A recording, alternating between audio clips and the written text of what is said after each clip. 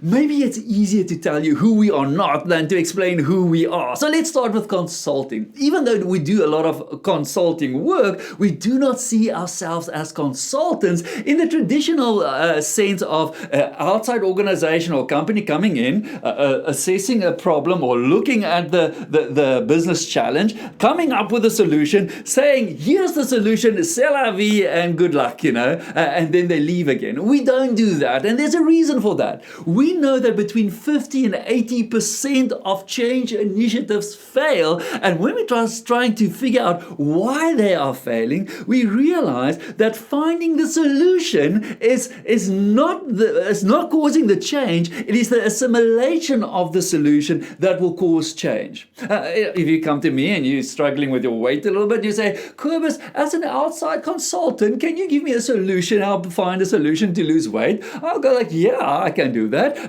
But it's actually stuff that you should eat less and exercise more. I mean, knowing the solution is not causing the change. It is when you apply the solution, if it becomes part of who you are, if it becomes part of your thinking, that is what's going to cause the change. So we are not consultants. Even though we provide a lot of training in our process, we do not see ourselves as a training company. Now let's think about this. To become a taxi driver in South Africa, you need to pass a theoretical test with more than 90%. Called your learner's license, by the way. And so you need to show the world with a more than 90% success rate that you understand the rules of the road. And it doesn't stop there. Then you have and apply all of that rules in real life. You have to show practically that you understand all these rules of the road, and you need a score of higher than 90%.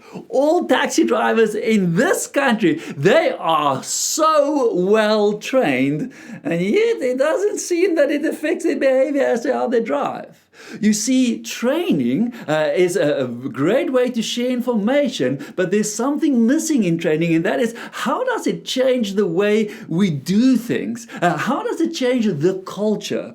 All the training in the world does not affect the taxi driving culture that's out there. And that brings us to maybe how we can define ourselves. And maybe we will say Life Exchange Solutions is all about epic change or culture change. That is our focus. So maybe we can call ourselves epic change facilitators or culture change facilitators. So let us just quickly jump in to understand change. I just love this quote from Buckminster Fuller. In fact, we live by this quote of Buckminster Fuller, where he said that you never change things by fighting the existing reality. To change something, build a new model that makes the existing model obsolete.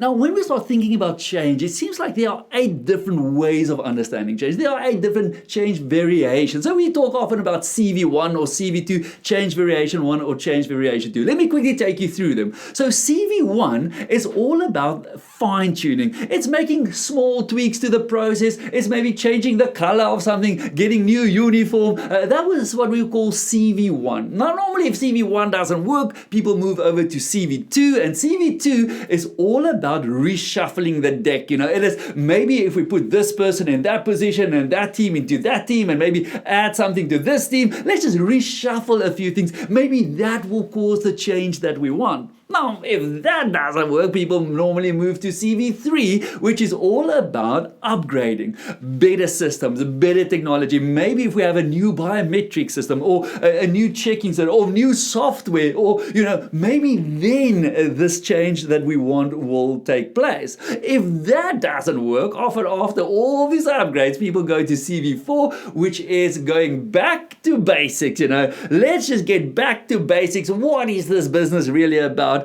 And that's often the 4th change variation that we see.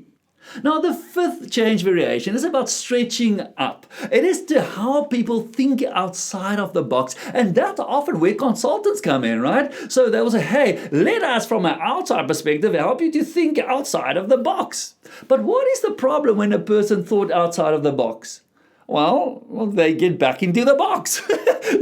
So often we can think about doing things differently, but we don't know how to apply them. Now, CV1 to CV5, there's often space for that in companies. So often we just need to tweak the logo or the color in the wall, so a new uniform. So sometimes these first 4 or 5 CVs, they do play a role in a business, and when there's good change management attached with it, you can see actual change. But when we start thinking about not fighting the existing model but coming up with something new, you need to start thinking above CV5. And that's when we get to CV6, which is normally revolutionary in the sense that that's often when people start getting other people in. So I'm working with this company and we're going to headhunt the opposition, and maybe when we bring them in, they will change everything in this business. That's what we call CV6. CV7 is transformational, where we start getting key people to think differently, and CV8 is all about epic change. That is when we get multiple people in this business of multiple departments to change their thinking, to change their mindset, and that will then play out in a change in behavior. Now, that is what Life Exchange Solutions focus on, is on CV8. CV7, CV8, that's the space that we move in. How do we get different areas of this business to think differently so that we can see different behavior that will cause different results in the business? When we start thinking CV 6, 7, and 8, we need to get our minds into culture change, culture shift. And the big question is what is a culture? Now, without going into this into too much detail, culture, it's just the way we do things without consciously thinking about it. It's just the way we operate naturally. So every company's got a culture. Some companies contact me and say, Kobus, we need to do work on our culture. We've got no culture. I'm like, you've got a culture. There's a way that you guys operate without consciously thinking about it. The way you value time, the way you value excellence, the way you value safety. There's already a way that you guys operate in, and that is what we call a culture. The way we do things without consciously thinking about it. Now, when we want to shift the way we do things without consciously thinking about it, we need to understand the elements that kind of creates a culture in the first place. And there are 3 elements that we identify. The first one is people's beliefs. You sit with a whole group of people that all have an idea of how the world works, how the business world works, how the company works, and they've got their own belief system. And the behavior we are seeing is just an outflow, a manifestation of these beliefs, right? And so the one area that forms a culture is people's beliefs. And normally when they start becoming collective beliefs, we see people act in a certain way. So that's what we call the system. It's how they interact, it's how they do things. Now, these 2 areas interact with each other all the time. But there's a third part, and this is normally where the culture starts, and that's people with authority. Now, there are 2 kinds of authorities that we work with. The one is what we call positional authority or administrative authority, and the other one is moral authority. Now, with positional or administrative authority, these are people that's got the power to change policy. They can say, we are working different hours from now on. They can change the shifting roster. They can change what we serve in the canteen or not. It's normally your manager, your supervisor, the MD, the CEO. They've got this power that comes with the position they are in. But there's another kind of authority, and this one is often missed, and this is so powerful. It's people with moral authority. It's those people on the floor, let's call them influencers. They've got a loud voice, and other people look up to them going like, if they are doing it, I'm going to do this as well. So the person with positional authority can say, this is how I do it. If the person with moral authority doesn't do it, most of the company then role models what this person with moral authority is doing, not the person with positional authority. In other words, the person with moral authority or influence, they can start a strike. Guys, we're not taking this anymore. We are striking, but they cannot resolve the strike. Where a person with administrative authority or positional authority, normally they won't start the strike, but they can resolve the strike. Now, when you have the people with authority setting the stage or role modeling the behavior we want, that starts influencing the beliefs of the people as to how they need to do things, right? How the system will work. And this interaction is actually what builds and creates the culture. Now, our work is to make sure that we focus on each of these three elements simultaneously when we want to have a culture shift. And the actual work that we need to do sits in between, where all of these circles intersect with each other. That is where a Life Exchange solution focuses on. The methodology we use to facilitate epic change in all three of these areas is interdisciplinary and involves everything from systems theories to neuroscience and even the latest on product design. Since 2008, we've been really focusing on how do you get the best out of people? How do you mentor them to the next level? And we've been engaging with the work of a Professor Claire Graves on spiral dynamics and culture, and Frederica Liu when it comes to worldviews in the business place. We've done a lot of work in the area of neuro leadership and high performance thinking. And then we've used the design thinking process of IBM to actually engage with the business.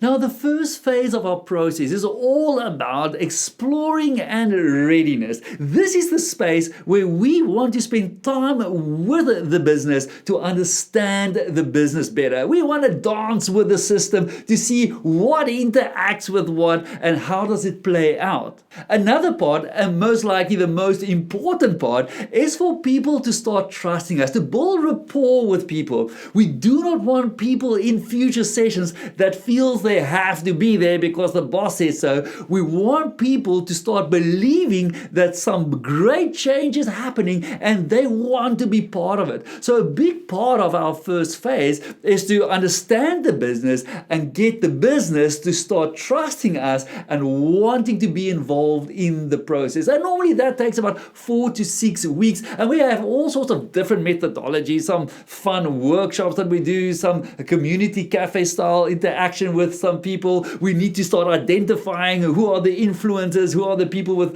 positional authority, and how do we bring them together. So there's a lot of work in preparing for this process that happens in phase 1. Now, phase 2 normally runs for 10 weeks, and there are 2 components to it. There's a discovery part to it, where we really get into understanding what sits behind the business challenge. So normally we work on a business challenge, and the big question is, what is causing this business challenge? What sits behind it? And you will see the discovery phase, it kind of opens up because we want to go as far and wide as possible. And then the second part of phase 2 is to define all the information that we found to come down to 1 or 2 or 3 need statements that we need to address. Now, once again, in these 2 parts, there's a lot of work that we do, from stakeholder mapping to doing interviews to doing empathy mapping to work on need statements. So there's a lot of different aspects to these 2 parts, and that normally, like I said, takes about 10 weeks.